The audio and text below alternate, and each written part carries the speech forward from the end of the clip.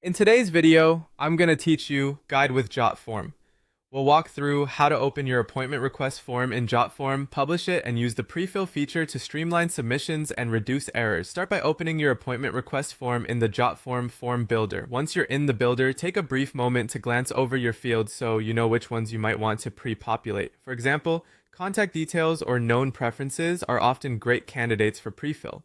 While items that must be chosen by the respondent, like appointment date and time, are usually better left blank. If your form uses required fields, keep those in mind so your pre-filled information aligns with what the form expects. Next, move to the Publish area. This is where you control how your form is shared.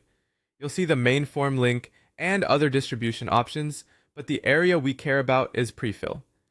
Prefill is designed to save time for your users and keep data consistent by putting known information into the form ahead of time, so your audience has less to type and makes fewer mistakes. Open the Prefill section. Here, Jotform groups several ways to pre-populate your form. You'll now choose the prefill method that best matches your workflow. If you want to create tailored, ready-to-send links for specific people, manual prefill is a straightforward choice.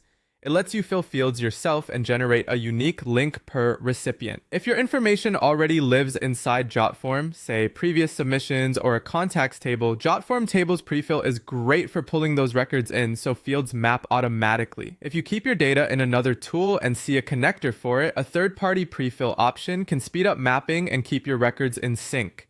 And if you prefer a lightweight approach, URL parameter prefill can be handy for quickly adding values to the form link without setting up a full integration.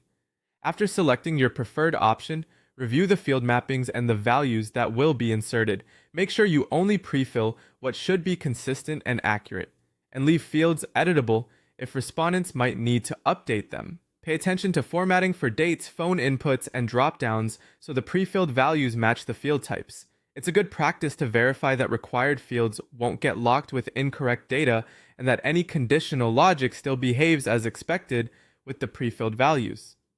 That's it. By opening your form, heading to Publish, choosing Prefill, and selecting the approach that fits your data, you make your appointment request form faster, clearer, and more reliable for everyone who uses it.